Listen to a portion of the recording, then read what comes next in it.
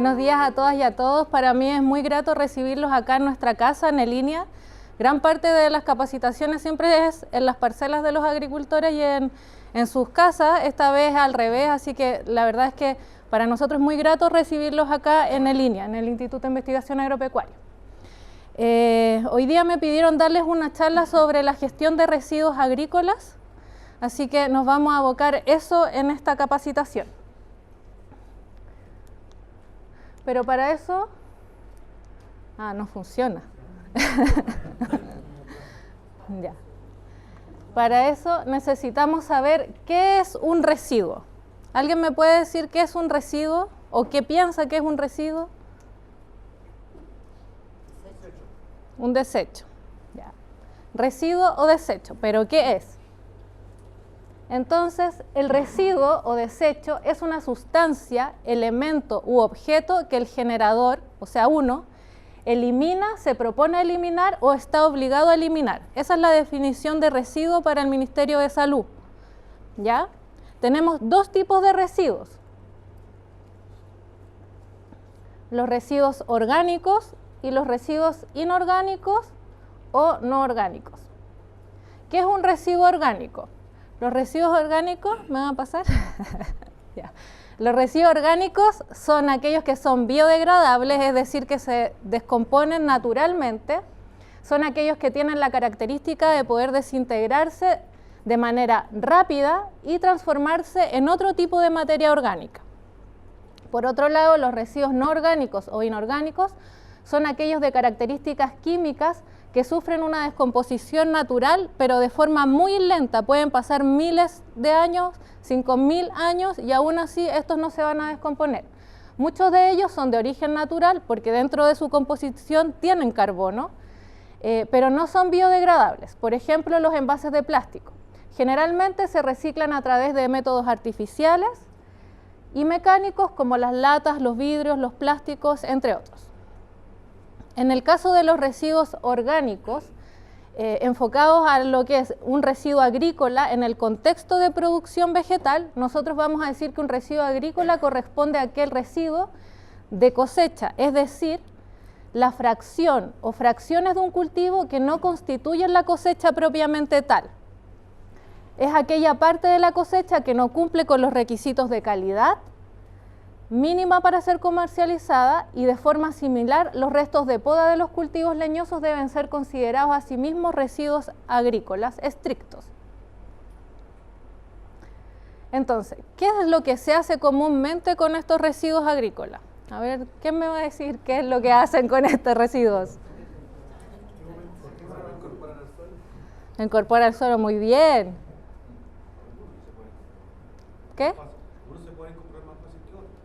Por supuesto, ya, pero aquí súper bien la respuesta, incorporación. Pero ¿qué generalmente es lo que hacemos con los residuos? Se queman, ¿qué más?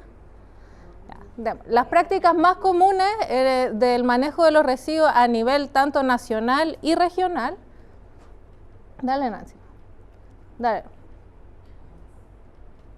Es la quema de los residuos, o sea, la práctica que tenemos incorporadas como agricultor, la más fácil, la más económica y más rápida, es la quema de los residuos agrícolas. Sí, por favor.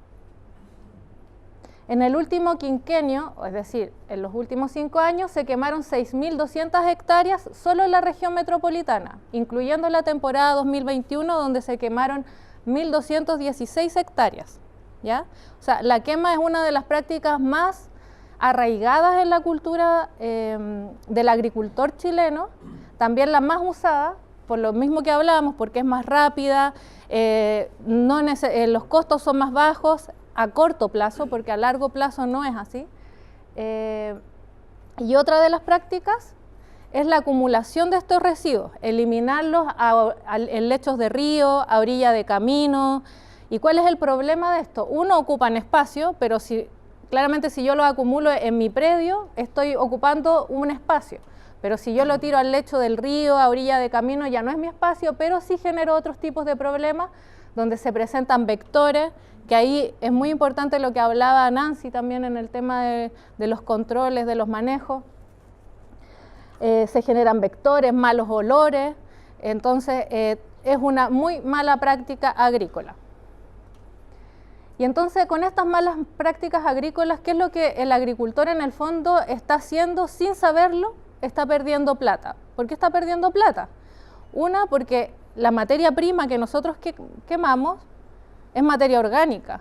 Y la materia orgánica en estos tiempos es uno de los recursos fundamentales para que un suelo y un productor sea sustentable y productivo.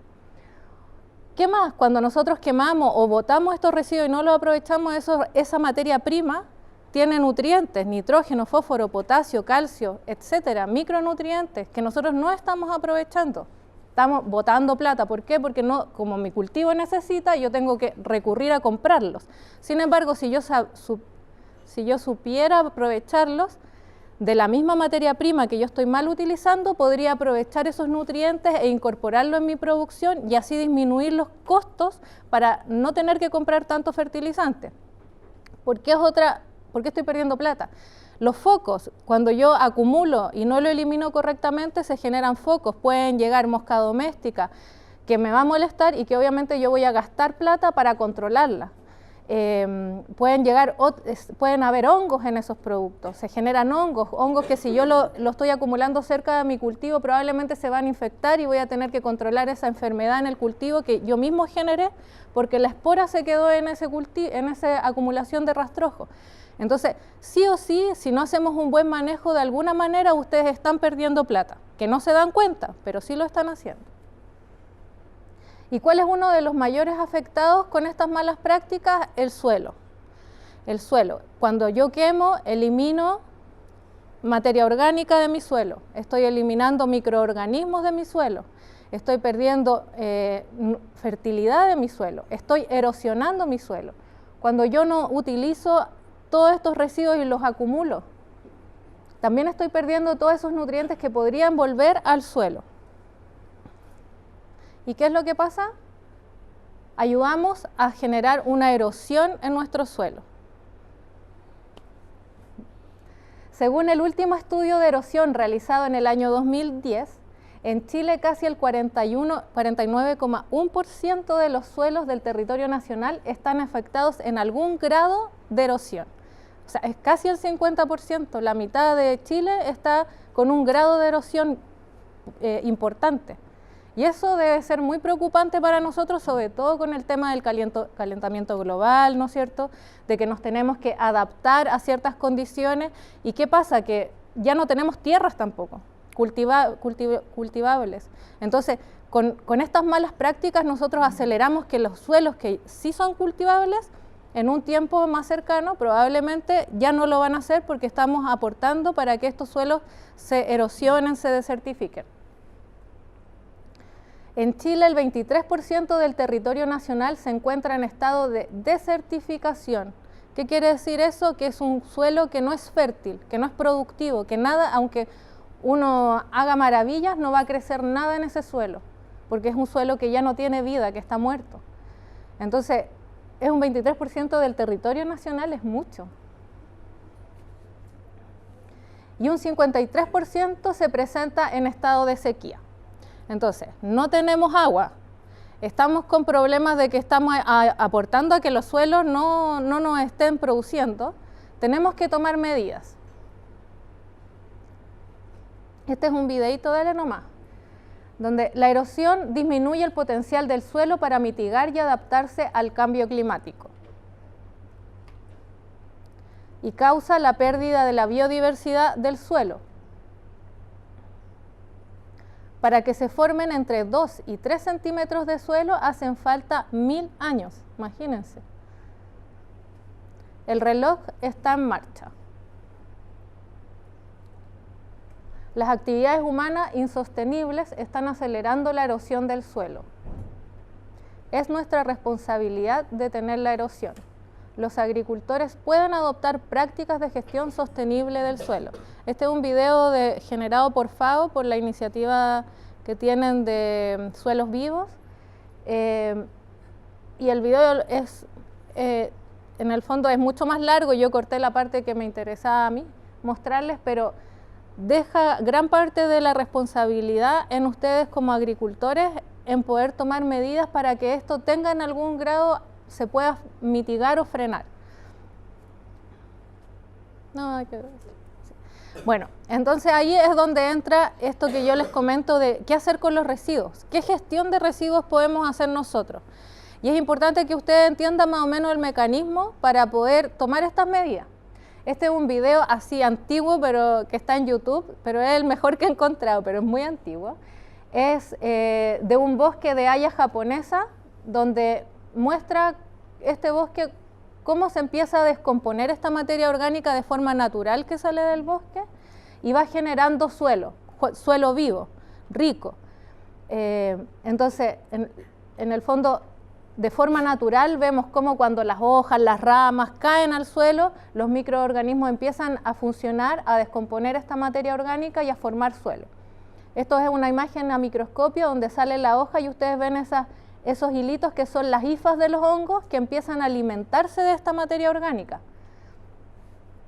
Acá vemos esa hifa que va introduciéndose en la hoja y todos esos puntitos que empiezan a desarrollarse alrededor son bacterias, son actinomicetes, que empiezan a descomponer esta materia orgánica y se empiezan a multiplicar y a reproducir de forma muy rápida porque tienen alimento para poder tener vida, ¿no es cierto? Entonces aumenta la biodiversidad del suelo, tienen materia orgánica disponible para alimentarse y crecer en población.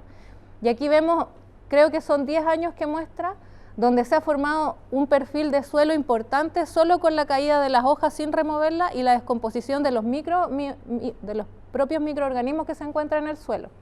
También tenemos una vida donde vemos ciempié, arañitas, chanchitos de tierra, etcétera, que son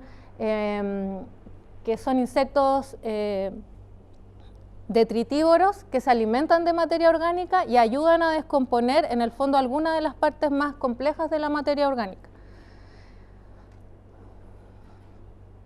Entonces, tenemos un suelo, ¿no es cierto?, un suelo vivo que tiene lombrices, que tiene microorganismos, etcétera. Se dice,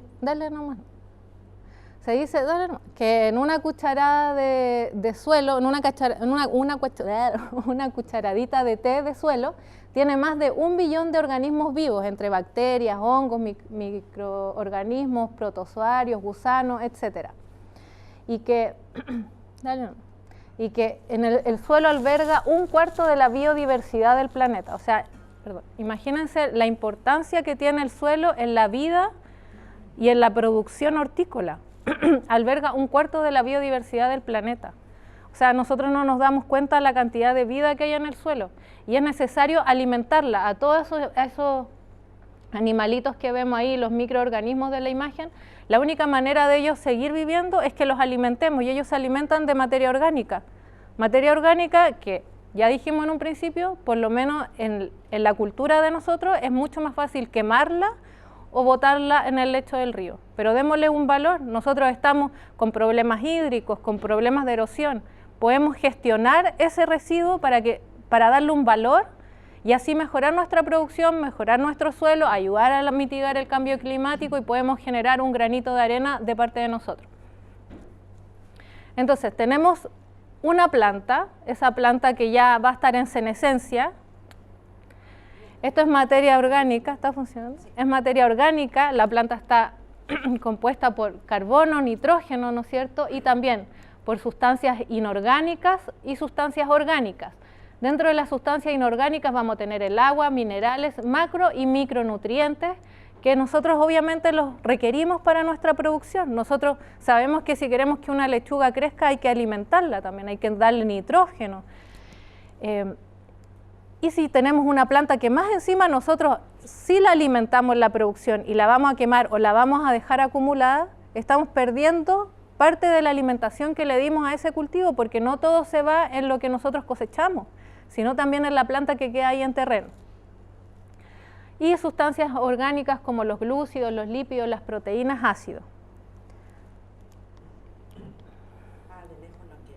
No prende la luz. Bueno, acá hicimos un cuadro, los invito también, hace poco con los equipos Prodesales trabajamos un manual de prácticas sustentables para un suelo saludable en la región metropolitana. Si se meten a la biblioteca INEA lo van a encontrar para descargarlo. Y aparece este cuadrito, ¿ya? Lo bueno de este manual es que tiene datos de la región metropolitana solamente, puntual, entonces es una guía fácil para ustedes. Acá está la relación carbono-nitrógeno de los rastrojos más comunes en la región metropolitana. Entonces, el trigo, el maíz tienen una relación carbono-nitrógeno alta, tienen más carbono que nitrógeno. Y cuando los residuos tienen mayor cantidad de carbono, son más difíciles de que se descompongan, lo que decía ahí el caballero, ¿no es cierto? Se descomponen de forma más lenta.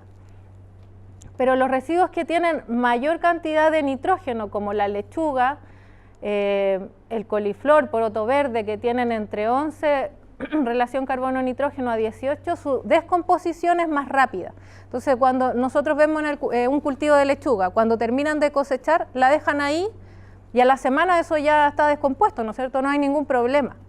Pero sería mucho mejor no dejarlo ahí y sino incorporarlo en el suelo, porque la lechuga lo que más tiene es nitrógeno y con la luz solar, con el calor, el nitrógeno se vaporiza, se pierde, no queda en el suelo. Entonces una buena práctica que podrían hacer ustedes es incorporar ese rastrojo. Aunque saben que se va a descomponer rápido, no es molesto, están perdiendo plata, porque no lo están incorporando y ese nitrógeno que podría servir para alimentar a los microorganismos que están en su suelo, se está perdiendo y se está yendo al aire.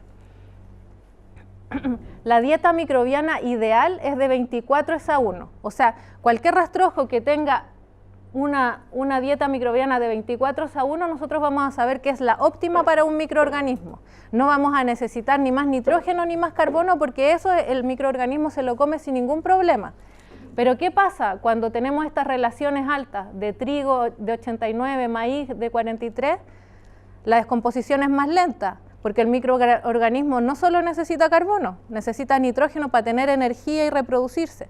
Entonces ahí es donde hacemos una incorporación de nitrógeno, que puede ser a través de guano, que el guano nos va a estar incorporando, aparte de nitrógeno, más microorganismos al suelo. Aquí tenemos guano de ave, la relación es 12:1. O otra práctica, ocupar un fertilizante, que podría ser la urea, que es nitrógeno, para acelerar el proceso. Ahora, ahí yo les quiero poner un ejemplo. Los microorganismos que vimos ahí en el videíto donde salía la hifa del hongo y las bacterias, los actinomycetes, son organismos vivos, ¿no es cierto? Yo no sé si cuando ustedes eran chicos, yo sí porque era maldadosa, pero no sé si ustedes, alguien le echó sal a una babosa para ver cómo la pobre se retorcía. ¿Alguien lo hizo? No llegan a ese nivel, chuta, que soy mala. No, pero alguien lo ha hecho, ¿sí? Ya, sí, lo han hecho, ¿para qué? ¿Y qué le pasa a la pobre babosa? Se empieza a secar, le empieza a salir la baba, el agua, hasta que se muere, se seca. Imagínense un microorganismo, enano, ¿no es cierto? La babosa es grande. Está en la tierra, los que vimos ahí en el video. Y yo voy y le echo un fertilizante sintético, que es como echarle sal, porque son salinos, ¿no es cierto? ¿Qué le va a pasar a ese microorganismo? Se va a morir, po. Entonces, uno va a decir, no, yo no afecto yo aplico fertilizantes, pero controlados, no sé qué. Aunque sea muy mínimo lo que nosotros apliquemos de alguna manera, igual estamos haciendo que el pH, la salinidad cambie en ese suelo, que ese microorganismo, no todos, porque si no ahí sí que estaríamos perdidos, pero una parte de esos microorganismos que viven en el suelo se mueran.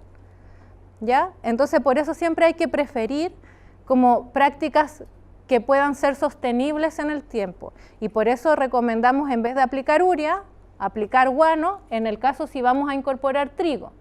¿Qué guano? El guano de ave. ¿Por qué? Porque el guano de ave tiene mayor contenido de nitrógeno. ¿Ya? Y ahí también es importante que ustedes tengan esa lógica. En el caso del guano de ave, cuando una gallina se alimenta, come y defeca. No tiene ningún proceso digestivo, es casi inmediato. No así el vacuno, que come, pasa por un estómago, después por otro, y de ahí defeca. Entonces, el proceso digestivo de los animales también es importante para uno deducir, chuta, el que comió y cagó, por decirlo de alguna forma colérica, obviamente va a tener mayor contenido de nitrógeno que otro que sí hizo un proceso donde incorporó el carbono, el pasto, los microorganismos funcionaron, y por ende yo puedo asumir que quizás ese que demoró más en su digestión, su contenido de materia orgánica es un poco más alto. ¿Se entiende? Ay, sí. Entonces, ¿qué manejo puedo darle yo a estos residuos de manera sostenible? Todos, o sea, la primera respuesta que ustedes dijeron fue incorporar los rastrojos. Y yo los felicito porque la región metropolitana, nosotros hicimos un proyecto hace poco del tema de las quemas agrícolas. Y la región metropolitana, la mayoría ocupa el programa CIRS para incorporar sus rastrojos. A diferencia de todas las otras regiones, sobre todo en el sur, allá nadie no ocupa ese programa, o muy pocas personas. Pero en la región metropolitana casi todos los programas CIRS son ocupados en la incorporación de rastrojos. Y de ahí yo felicito también a los extensionistas porque es un trabajo también del extensionista que anda en el territorio y promueve estas prácticas. Entonces acá ustedes dijeron incorporar los rastrojos. Esa es la práctica más fácil de hacer y más rápida. Y que más encima en este minuto, no sé si más adelante, es subsidiada tanto por el INDAP y por el SAC a través de este programa CIRS. Tal. Entonces, otro más. Tenemos la incorporación directa de rastrojos. Este es un invernadero en Arica, que son de 2.500 metros cuadrados, con tomate entutorado, indeterminado, donde se pasa una trituradora de rastrojos y luego se incorpora. A esto para apoyar, pensando que estamos en Arica, en un suelo que es más bien arenoso, pobre en materia orgánica, es fundamental incorporar materia orgánica y microorganismos para acelerar el proceso de descomposición del tomate, que está en estado verde. Si ustedes se dan cuenta, aprovechamos la humedad del material para que se descomponga aún más rápido. Entonces aquí la práctica es pasar la trituradora. ¿Para qué pasamos la trituradora? Para poder disminuir en pedacitos la gran mata de tomate. Y al disminuirla en pedacitos lo que hacemos es que los microorganismos del suelo tienen mayor área de superficie para disminuir, para atacar y alimentarse el tomate y descomponerlo de forma más rápida. Si a esto, una vez triturado, lo incorporamos aplicando guano, esto es muy fácil de descomponerse. De hecho, es una práctica que se incorporó en algunas zonas del Valle de Azapa. Berenjena, acá tenemos el mismo caso, también estamos en Arica. Yo trabajé 5 años en Arica, por eso las fotos son de allá. En berenjena se pasa sin sacar la mata, o sea, solamente la mata queda parada, se cosechó, se pasa la trituradora de rastrojo, se pica y ustedes pueden ver, o sea, no queda nada, y luego se pasa a la rastra o un arado y se incorpora. Es importante incorporar por lo que les decía, si no se incorpora, el material queda expuesto y los fertilizantes, principalmente el nitrógeno, que es el que más caro sale, se volatiliza y lo perdemos. Acá lo mismo con pimentón entutorado. Y ahí está la máquina, una trituradora de rastrojos. Dale nomás. Aquí yo les puse un videíto.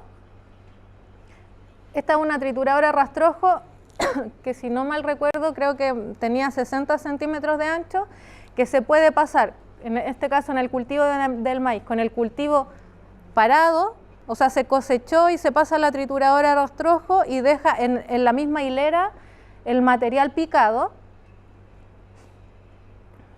Este es de cuchilla, una trituradora de cuchilla. Y deja el material súper bien picado, como pueden ver no se ve caña, y lo ideal es que esté entre 6 a 2 centímetros el material, que es como el tamaño óptimo para que el microorganismo actúe de forma rápida y se descomponga más rápido. Y en el otro video es la misma máquina, pero la única diferencia es que uno le puede abrir el portalón a la máquina. Entonces el maíz cortado se esparce en el predio y no queda solamente en la hilera, sino que queda más esparcido. Obviamente hay que tener cuidado porque no solo salta maíz, saltan piedra y así, entonces hay que tener ojo.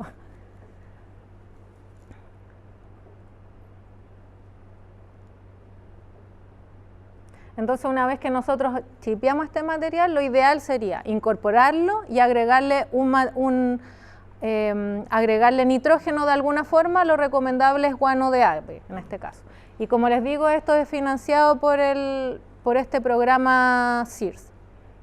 Entonces aquí, una vez que chipeamos, incorporamos. ¿Cómo incorporamos? En el caso de los agricultores pequeños, pueden incorporar con un motocultivador, puede ser con una rastra o con un arado de disco, dependiendo de la disponibilidad, obviamente, de la maquinaria. Otra práctica que podemos hacer con los rastrojos es chipearlos y hacer mulch. Ahora está muy de moda el mulch, entonces también yo los invito a la gente que tiene frutales, la poda de frutales. Si ustedes son visionarios, podrían decir, hoy yo tengo nogales y genero mucha poda y me voy a comprar una chipeadora. Chuta, pero ¿valdrá la pena comprarme una chipeadora? Una chipeadora, por lo menos la que nosotros compramos por el proyecto de las quemas, costaba 2,3 millones, ¿ya? Ahora se compran los mulch para jardines, para decorar, etcétera. Se pintan de colores, a algunos les gustan naturales, etcétera. Entonces yo tengo una nogalada y tengo este material, digo, ya voy a comprar la chipeadora, que obviamente no solo debo tener nogales, debo tener otras cosas. Puedo sacarle un provecho extra y ese chip venderlo. Valen como 11,000 pesos el saco de chip. O sea, es un buen negocio y uno también puede decir, oye, yo tengo este problema, quizás por ahí tengo un negocio. Hay que ser visionario. Bueno, una es el mulch, donde la misma máquina, la trituradora, que también la podemos ocupar, amontonamos, pasamos la trituradora de rastrojo, se genera este mulch y en vez de incorporarlo, lo recogemos y lo podemos colocar en nuestra hilera de producción de hortalizas, lechuga, lo que tengan.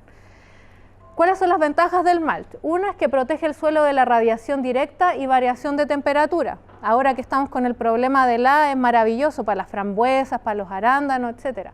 Evitar la evaporación y aumentar la retención de agua en el suelo. Estamos con problemas de sequía. O ahora que esperamos que llueva harto en julio, aprovechar esa agua y que se mantenga, que dure más tiempo, porque, no sé, pues hacía frío en la mañana, pero más tarde ya hay 22 grados. Entonces, el agua que se puede acumular con la radiación y las variaciones de temperatura se evapora muy rápido. El mulch lo que hace es como una mantita, pues lo mantiene ahí, nos mantiene la humedad, nos mantiene las temperaturas. Disminuye el efecto de las heladas en las plantas y impide la proliferación de malezas, ¿ya? Entonces es una práctica muy buena para realizar. Pueden realizarla con los distintos rastrojos que ustedes generen, sí hay que chipearlo. Y lo importante aquí es que el mulch, para que surja efecto, tiene que tener 10 centímetros de alto al menos. Si no, el rol no cumple. Probablemente van a salir malezas porque va a entrar igual luz. Entonces tienen que fijarse de que esos 10 centímetros o 8 centímetros se vea en el mulch. Aquí tenemos con rastrojos, con paja, un mulch orgánico. Y acá tenemos la máquina chipeadora, la que les contaba. Ahí nosotros estamos chipeando chamicos. Era una señora que tenía muchos chamicos y no sabía qué hacer, ya eran árboles y no sabía qué hacer con ellos y los chipeamos para ocuparlo. Obviamente en este caso hay que tener ojo que no esté semillado, porque si no al final lo que hacemos es esparcir la semilla y se genera un problema mayor.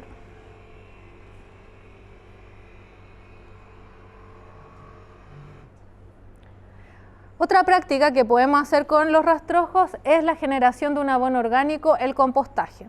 ¿Ya? Si ustedes tienen tiempo y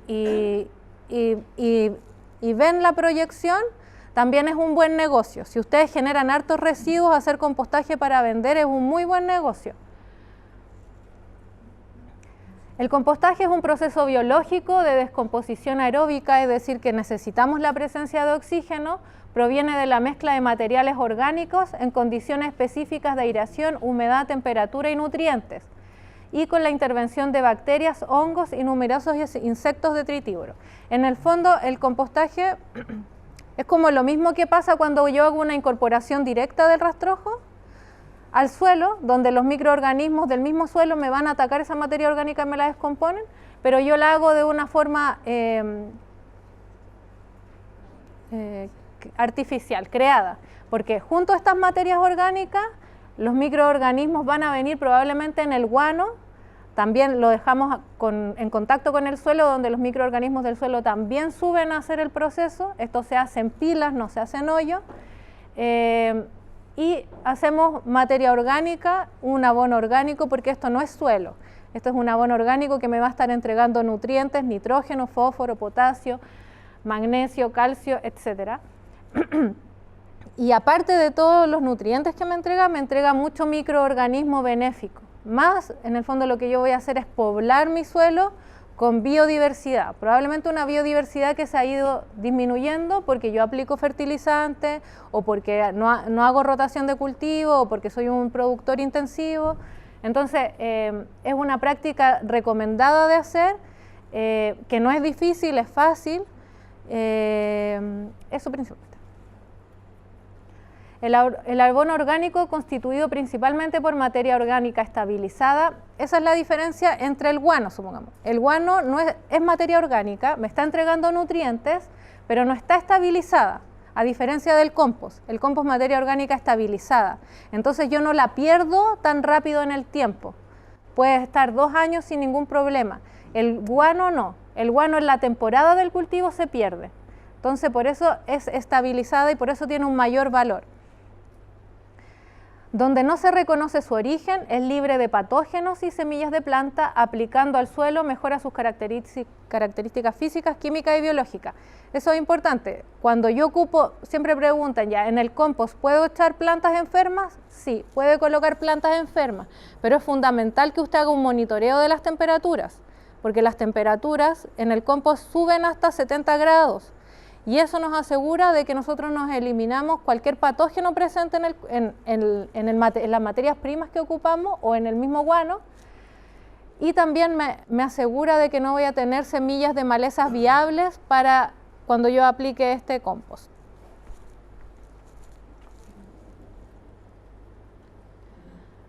Bueno, ahí estaba... Ahí está don Dante Velázquez, que aquí ya algunos los conocen, ¿no es cierto?, agricultor de Melipilla, donde él está volteando la pila de compost a mano. Esto se puede hacer a mano, en pequeña escala, o a gran escala con maquinaria. Si ustedes pueden ver en el video, sale humito, esas cosas blancas que se ven son actinomicetes, que son las bacterias que yo les comentaba que aparecían en el otro video.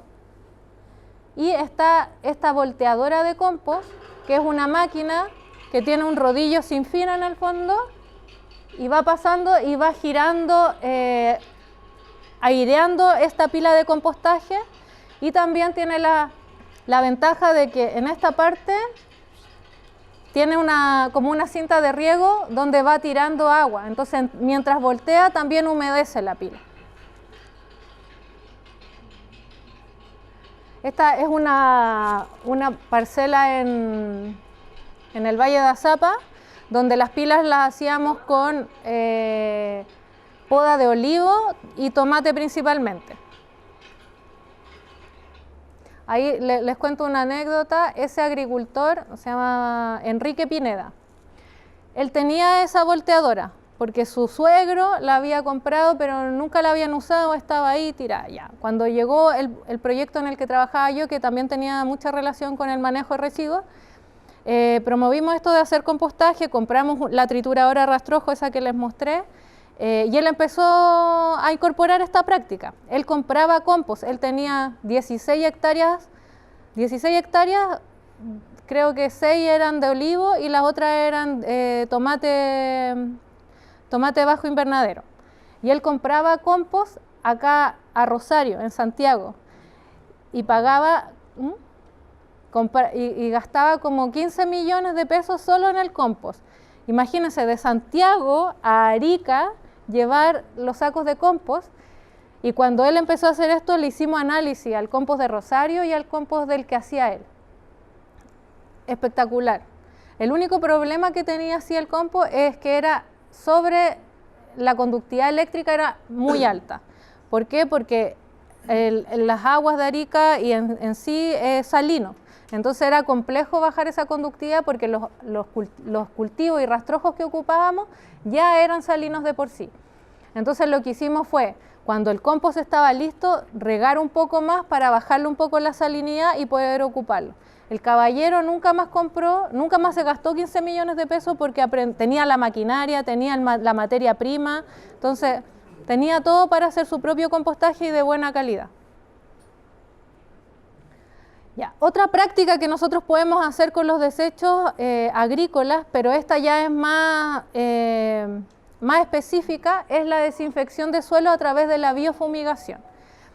¿Por qué es más específica? Porque yo no la puedo hacer con cualquier rastrojo, tiene que ser con rastrojos que estén en estado verde y ojalá que tengan un contenido de nitrógeno más alto. No me va a servir hacerlo con caña de maíz, por ejemplo. ¿Ya?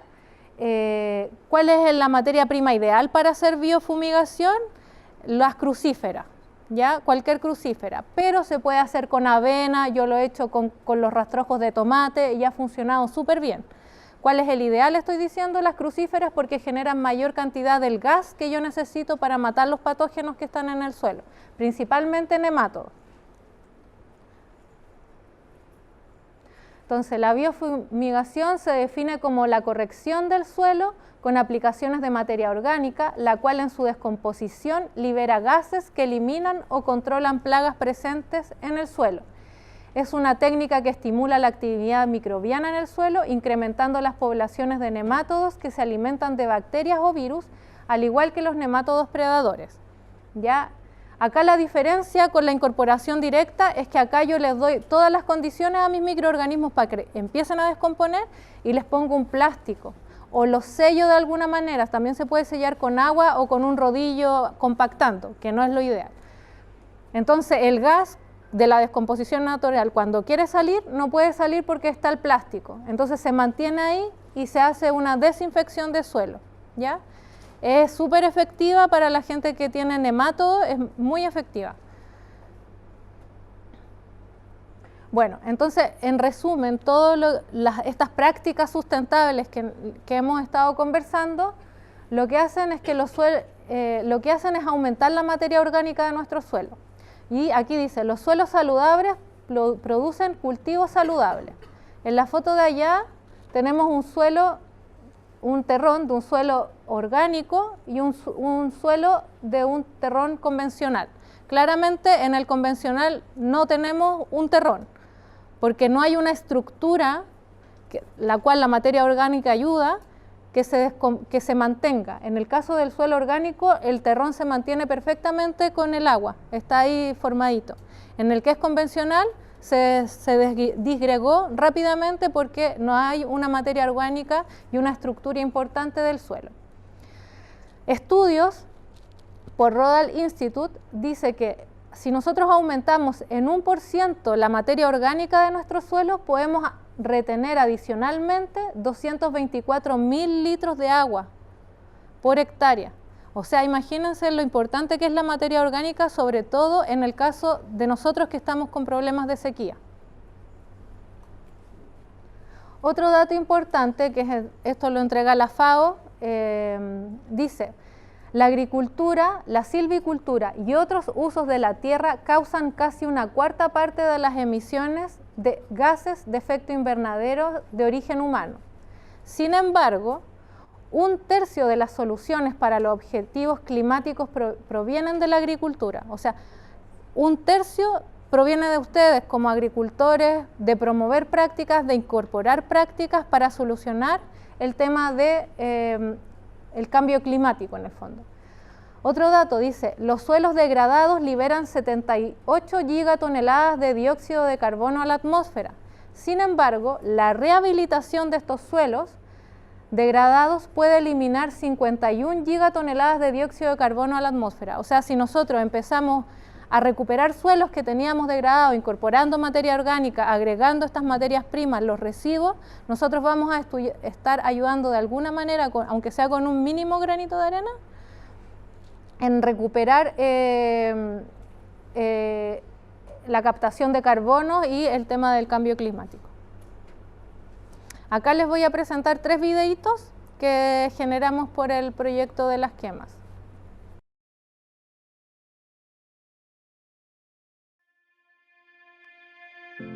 Aquí en el campo, después de la cosecha, se amontonaba, se sacaba con el rozón, todo el rastrojo se quemaba. No había otro sistema de desocupar el campo. Un día se quemó, pero hasta los vecinos, por todos lados, un incendio feroz. Y ahí yo fui incorporando un poco el rastrojo. Va a ver que le va a cambiar todo el sistema de la tierra, le va a cambiar todos los nutrientes, ya todo incorporado abajo. Lo que hago hace 3, 4 años que ya no quemo nada. Aprovechar todo el despunte de los árboles, que yo corto postes de acacio, corto postes de eucalipto, corto postes por la orilla del estero, y todo el ramaje, todo eso lo incorporo yo y hago un chip. Ahora estamos haciendo compost, todo eso, y espectacular.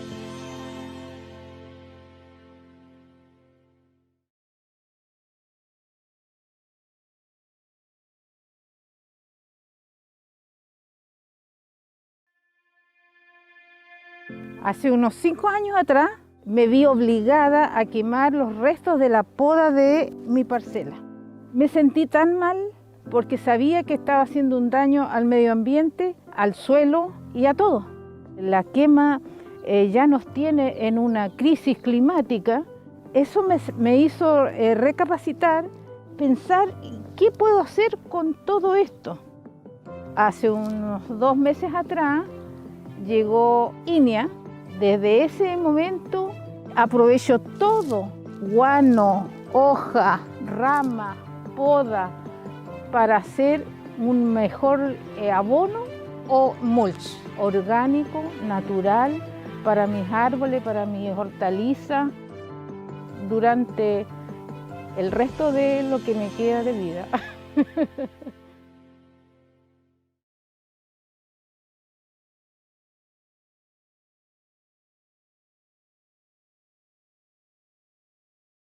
Yo produzco tomate y todo eso yo tengo que quemarlo. Era la forma de deshacerse de los desechos que salían del campo. Como que se acumula tanto que al final, para poder deshacerse de eso, los queman. Quemábamos rastrojo hasta hace unos 5 o 6 años, hasta que cambiamos de rubro. Se hace porque no sabíamos utilizarlo. Recuperar 10 centímetros de materia orgánica en el suelo se demora miles de años y la gente no lo sabe. Este sistema de compostaje es la manera ideal de comportarse con respecto a la realidad que estamos viviendo. Lo que estamos reutilizando sirve para ahorrar los químicos que antes comprábamos. Ha sido como nutrirme de información para poder aprovechar lo que tenemos a nuestro alrededor. Mantengamos lo que se creó, ojalá en su esencia, en el alma, bien dicho. El hacer compostaje, juntar todos los desechos y formar este compost es maravilloso, para mí es oro.